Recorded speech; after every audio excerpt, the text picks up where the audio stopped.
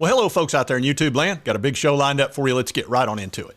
All right, let's pull up this screen here. All right, folks, Mel Kiper has thrown some shade on our guy, Hendon Hooker.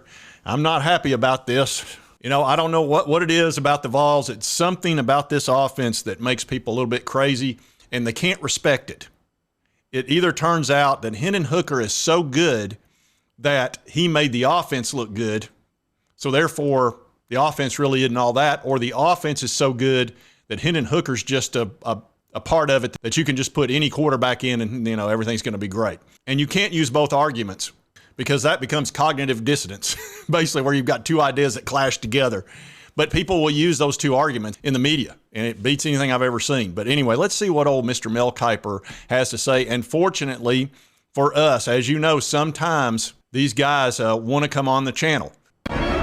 It's a trap! So I actually have a special interview with Mel Kiper, and I'm going to ask him about his Hendon Hooker comments. But that'll be a little bit later in the video. So let's get into what he had to say. And here's a really good article by Zach Reagan. He's becoming one of my favorite sports writers out there. And as I've told you, we have an embarrassment of riches. We have so many good professional journalists out there, and a lot of them are on YouTube, and they're really good. It's just a fact. But this guy has written some really good articles, and this is yet another one. And it goes down to say, ESPN draft analyst Mel Kiper Jr. made a completely ridiculous statement this week about Hendon Hooker and Joe Milton. Said Kiper is not a big fan of Tennessee's offensive system, which is why he hasn't had Hooker ranked highly on various big boards over the last couple of months. Said the latest analysis from Kiper on Hooker isn't just weak, it also managed to throw shade. Said Kiper suggested that Milton's solid performance against Clemson in the Orange Bowl makes Hooker's impressive 2022 season look less impressive. So if Joe has a good game, all of a sudden that means Hendon isn't that good. Think that one through for a minute. His logic is that if Milton had success, then Hooker, blah, blah, blah, is not as good.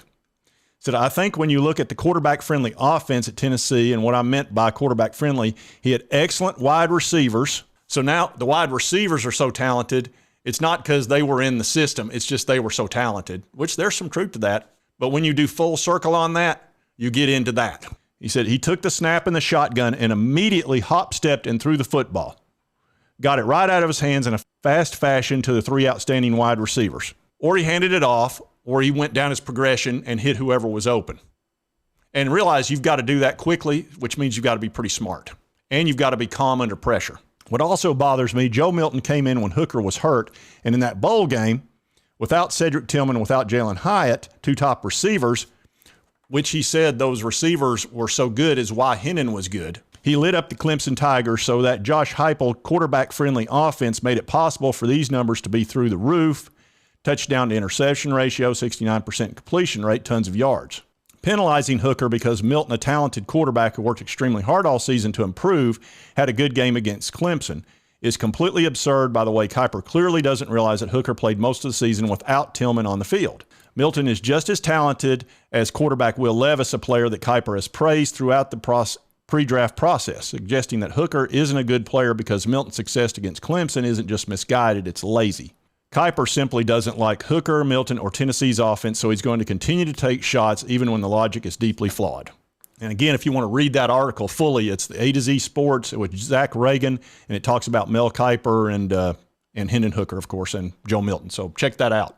Now let's remember, Mel Kiper's the guy that loved Jamarcus Russell. And here's an article from 2014 when he was praising Jamarcus Russell, who wound up being the biggest bust in the history of the NFL. He said, Jamarcus Russell is going to immediately energize that Raider fan base, that football team on the practice field, and in that locker room. 3 years from now, you could be looking at a guy who's one of the elite top 5 quarterbacks in the league. The skill level he has is certainly John Elway-like. So Jamarcus Russell's going to be a top 5 quarterback. He's got John Elway skills. He's going to be a big dog, and he's going to energize the Raiders. Liar! How'd that work out for you? All right, let's see another great player that he felt like would be outstanding in the NFL. And this is Barrett Sallee, and he was talking about Mel Kiper having his -- overall player in the NFL draft. He was kind of criticizing it, talking about how he was, not even a highly ranked player. And then Ryan Leaf said, then again, Mel Kiper, saying he, picked me ahead of Peyton Manning too, just saying. So Jamarcus Russell was going to be this amazing quarterback, and Ryan Leaf, he had it in front of Peyton Manning. You serious? You can't make this stuff up. So that's basically, look, he's kind of throwing a dart out there. He doesn't know. He does not know. He's just kind of guessing based on, watching football most of his life. And that's fine, but he misses a lot, a whole lot. But anyway, he did want to talk to me. He knew I was going to do this video. It's like, yeah, I'll go on that channel. What the heck? He's seen a lot of the other coaches on the channel, and I guess he figures, what the heck? He'd get in on the act. So anyway, I am going to go ahead and ask him these questions. Do we have him hooked up on the satellite? You're sure? Okay. All right. Well, let's see what he has to say. Let me ask him these questions, and I wrote them down. So you were really high on Jamarcus Russell and Ryan Leaf. How do you justify that? Now you're talking negatively about Hendon Hooker. Why should we take you seriously when you were so far off on two of the biggest, really the two biggest busts in quarterback history in the NFL? Well, hello there, Sports Talk Jay. I appreciate you having me on the show. Mel Kiper here. Just wanted to go over the Hendon Hooker situation. Look, the Jamarcus Russell and the Ryan Leaf thing, you don't get them always right. I thought they'd both be world beaters. I really thought that Ryan Leaf was probably the better prospect over Peyton Manning.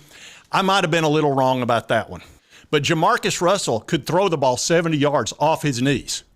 If you can throw the ball 70 yards off your knees, you're going to be a top 5 quarterback, almost guaranteed, because that's a very important skill to have. Do you know how many quarterbacks need to throw the ball that long off their knees?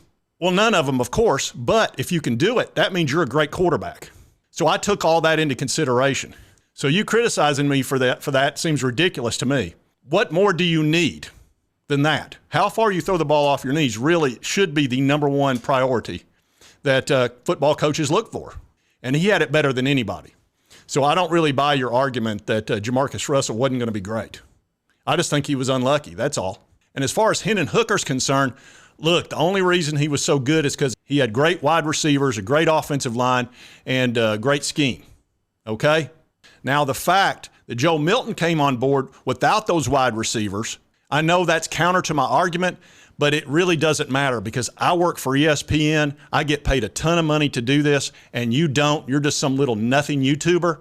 And why anybody watches you, I don't know. But I'll go ahead and tell you this. You can't hold a candle to what I do. And if I say Hendon Hooker second round, then that's what he is. If I say Jamarcus Russell is going to be elite, he will be.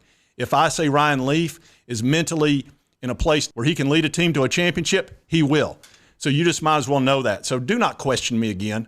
I work for ESPN. You don't. Well, that wasn't very polite. Hey, is he still on? I want to ask him another question. He's what? He told me to what? Well, I'm not going to say that on my channel. You don't need to hear things like that. You just a boy. You need to think about good thoughts while you still a boy. Well, that's just not very nice at all. He's not ever going to come back. Well, we'll see. We'll see. They always say they're never going to come back, and then they come back.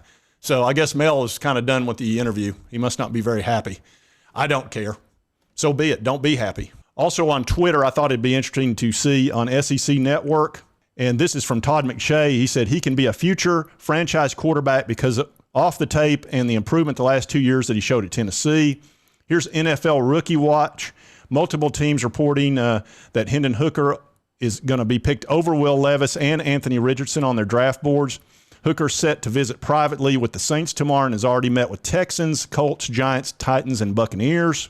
NFL Rookie Watch again. Several NFL scouts reportedly believe there's no shot Hendon Hooker makes it out of the first round. Hooker has met privately with those different teams, etc. He had the highest total QBR of any top 5 QB in this year's draft, and it continues down the line. So it looks like he may very well go first round. Now, I had him late first round because of the ACL and that maybe worst-case scenario very early in the second round just because he's been hurt. I think had he finished out the year unhurt, I think he would have been a top 10, top 15 pick. He probably would have been the third quarterback picked. He might still be the third quarterback picked. It might be Bryce Young and then the Ohio State player and then him.